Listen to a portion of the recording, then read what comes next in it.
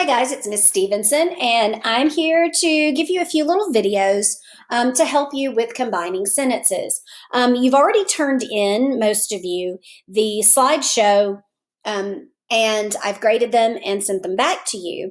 And I know that some of you are going to want to go back and redo this activity because some of the grades were lower than I would have liked. And I think probably what happened is for a lot of you, there was an awful lot of material. You did not feel like going through and reading all of it. And so you just skipped down to the slides and filled things in without looking at the teaching material. So what I'm doing is I'm going to go through the materials. I'm going to talk you through them.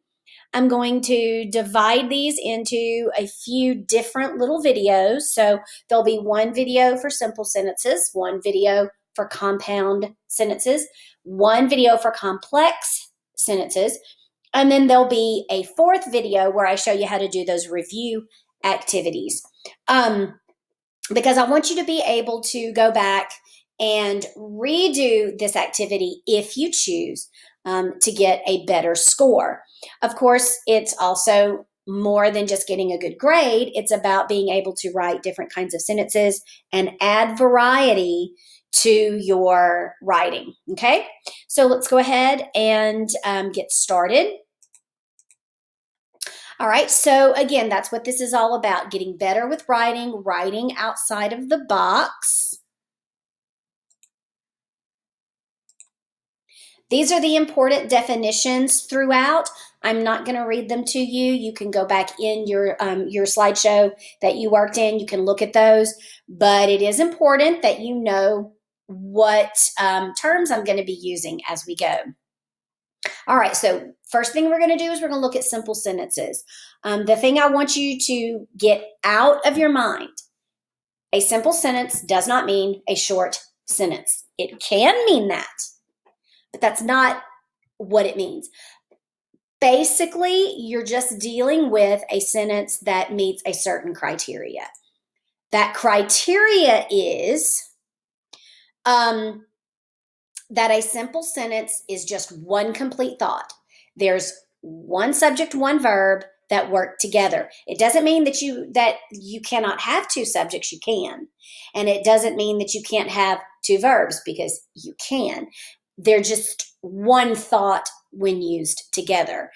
And of course, the idea of combining sentences, there's no need to have two separate sentences because if you use a lot of short sentences, a lot of simple sentences, then your writing gets choppy. And you don't want your writing to be choppy. So you can take those and you can combine them. And one of the ways to do that is by using prepositional phrases. Prepositional phrases help to add more information. They help to modify, they help to describe. And because they do that, they are used as either adjectives or adverbs. And so you see the two sentences here. The store has been painted green. It is the one around the corner. And so when we combine those two, we get the store, which is right here. And then we take around the corner has been painted green. Okay, and so this is an adjective phrase. Why do we know it's an adjective phrase? Well, because it describes store. Which store? The store around the corner. If it describes a noun, it's an adjective. Whoops. Okay, here we go. Now look, we have three sentences. You still can combine them. The large dog chased the cat. They ran behind the house. The cat jumped over the fence. Okay, and so now we just take the things that they have in common. We put these sentences together and we have the large dog. What did he do? Chased the cat. Where did he chase the cat? Behind the house and over the fence. And that is our new sentence right here. And because behind the house tells us where, over the fence tells us where, they are modifying this verb, so those are adverb phrases. And then you've got that note here. Now then, One of the things that I noticed in the original activity is that I did not give you a list of prepositions. And so I'm doing that here in this video. And I am going to put this picture of this preposition list with the videos so you'll have them.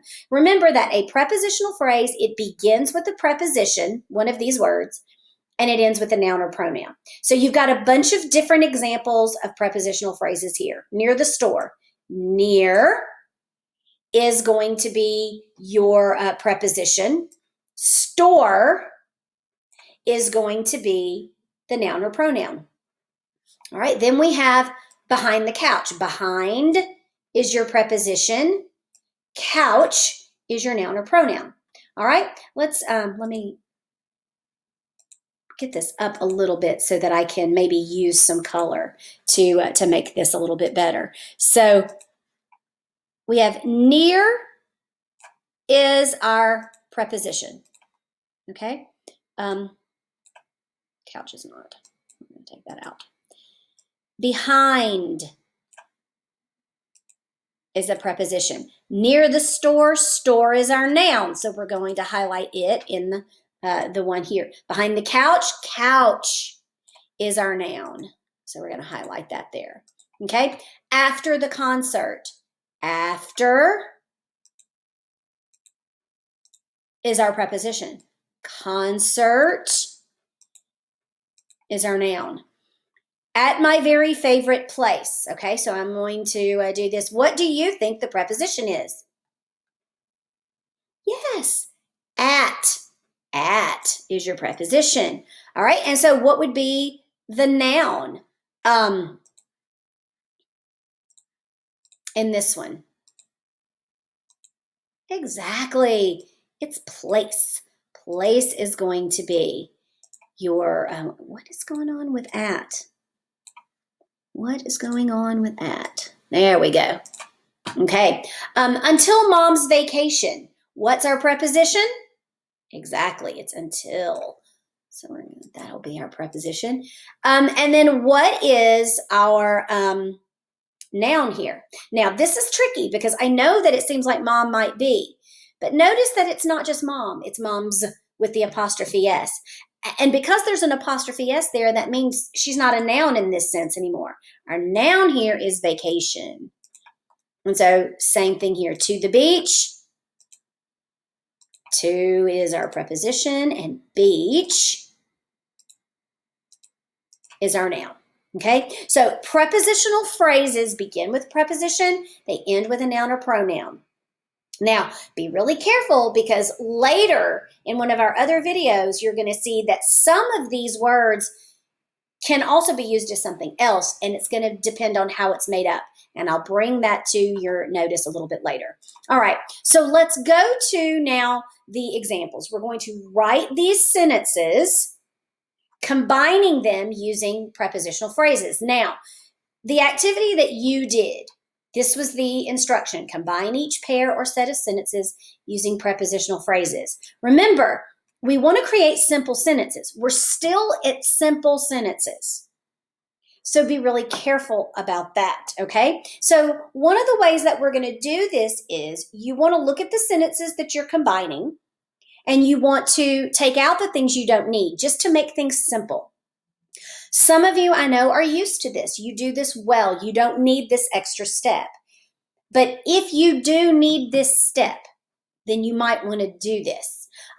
You'll have to write the sentences down and scratch them out because you're not able to do that. But it is a good step. So we have, my sister is moving. She is moving to a new neighborhood in Rogers. Now, you just need to decide, I'm going to use this first sentence as my basis. My sister is moving, okay? Now, I go to my second sentence. She is moving. She refers to my sister, so I'm not going to need it anymore. And then I already have is moving. So what I'm going to do is I am going to mark out those words, okay? They no longer exist. And then if you look at what's left, there's your sentence. So I'm going to come here and I'm going to type in my new sentence. My sister is moving to a new neighborhood in Rogers. All right. And there's my new sentence.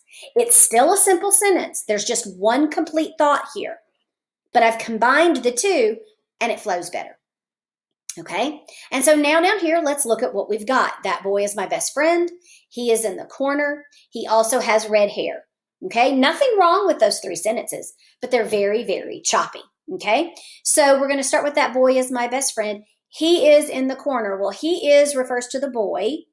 So I'm going to go up here. I'm going to mark that out. And then we have he. Okay. And I'm going to also take out also because there's no need for that. Okay. And then when we have has, I'm going to leave that alone for now. Okay. So now let's see what we have left.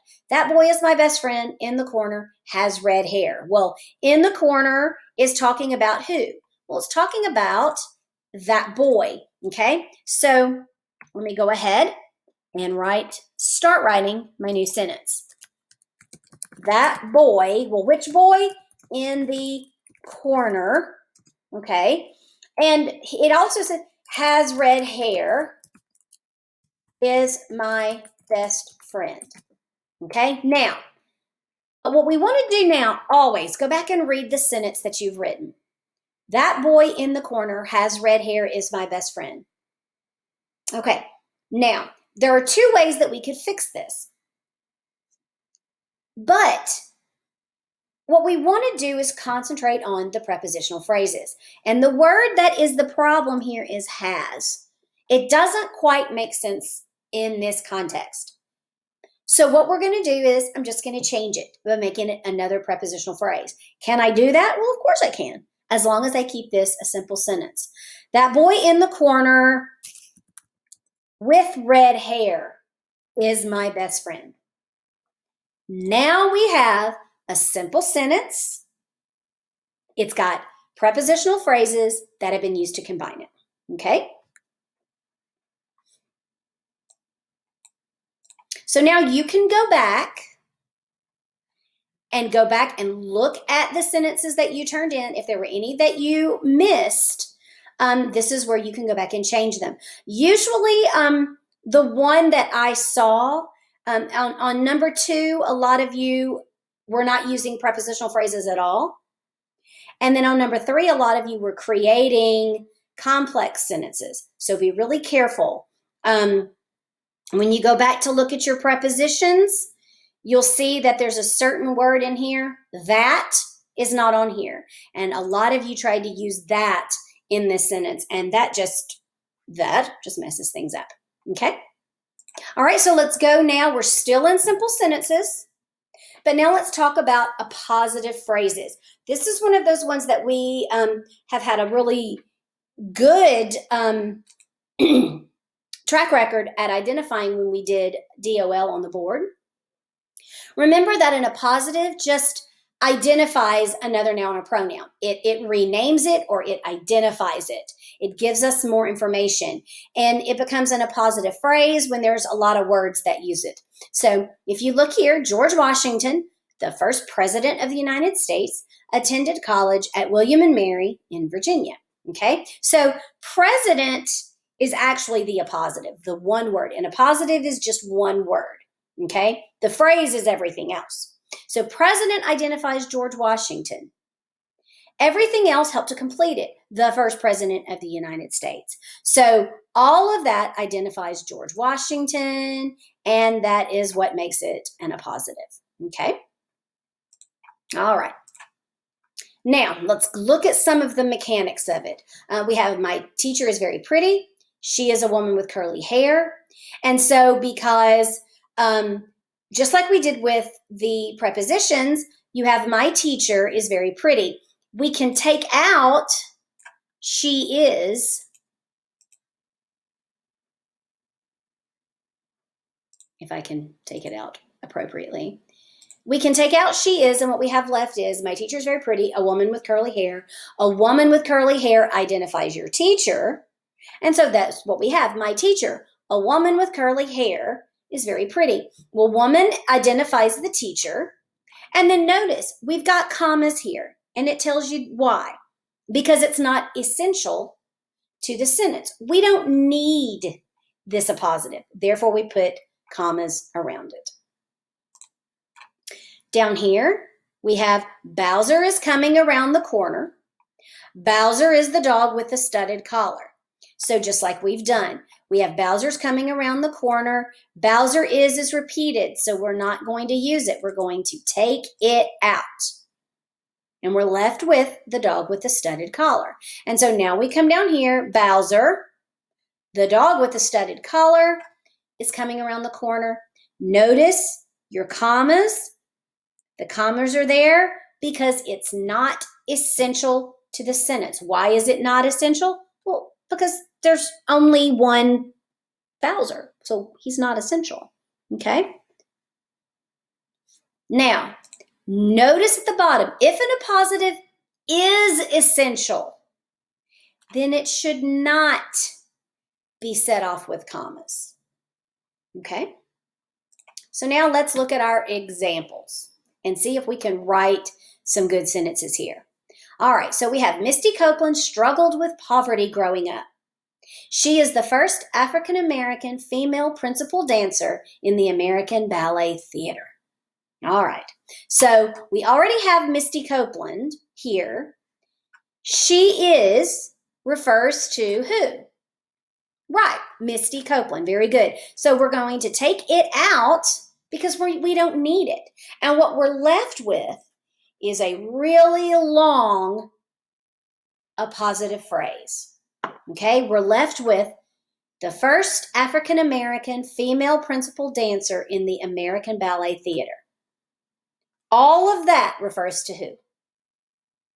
Exactly, Misty Copeland. So when we write our sentence, that's where we're going to put it. So, well, let's do that.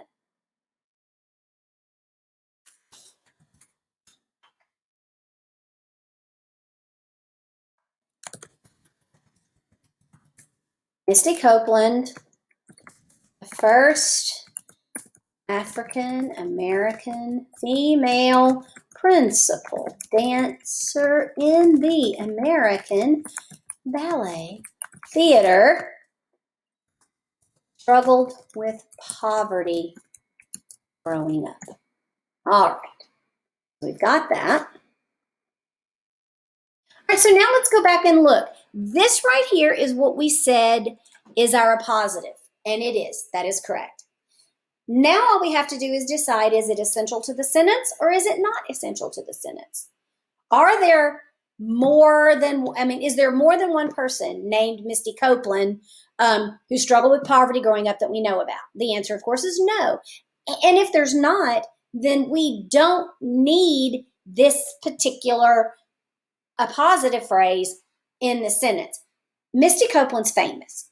It's not necessary that we identify her. We do because it's important, because it's interesting. So because it's not essential, we are going to set this appositive phrase off with commas. Make sure you add the commas. They are important. Very, very, very important. I know it doesn't seem like it. It's just a tiny little punctuation mark, but it is important that we put them there. All right, so let's look at our second sentence here. Mark Twain's novel is considered the first true American novel. That novel is The Adventures of Huckleberry Finn. Okay, so when we look at the two sentences, the first one we're going to use as our base, our main part of our sentence. And so when we have that novel is, those are basically repeated words. We're not going to use those, so we're going to X those out, take them out. And so what we have left is The Adventures of Huckleberry Finn. The Adventures of Huckleberry Finn is identifying what? Exactly, the novel. Okay, so now let's go down here and write our new sentence. Mark Twain's novel, The Adventures of Huckleberry Finn, is considered the first true American novel. Okay, now let's underline The Adventures of Huckleberry Finn. Why are we going to underline it? Well, because it's a book, and this font, you can't really tell italics, so I underlined it. Okay, now all we have to do is decide if The Adventures of Huckleberry Finn is essential to the sentence. All right, it identifies the novel, Mark Twain's novel. And so what we have to ask ourselves is, did Mark Twain just have one novel? No, he didn't. He was a very famous novelist. And so because he had all of these novels he wrote, The Adventures of Huckleberry Finn is essential to this sentence. And because it is essential, it is not set off by commas. Okay, good job. All right, and so now what we have is the second activity of your simple sentences section. So you need to go back, look at the notes for appositives and how we did things. Go back and see how I have X'd things out to make combining our sentences a little easier. I will say that the one that generally caught people off guard is the last one. I went to the mall yesterday with my friend. The friend I went with was Linda, and it was only a little thing that caused issues with this one. But now, hopefully, you can go back through your section of simple sentences with the help of this video, and hopefully rewrite the sentences that you need to rewrite, and do a better job, improve your score. And so I'm going to end this video here. The next video that you will see is the video on writing compound sentences. All right, see you later.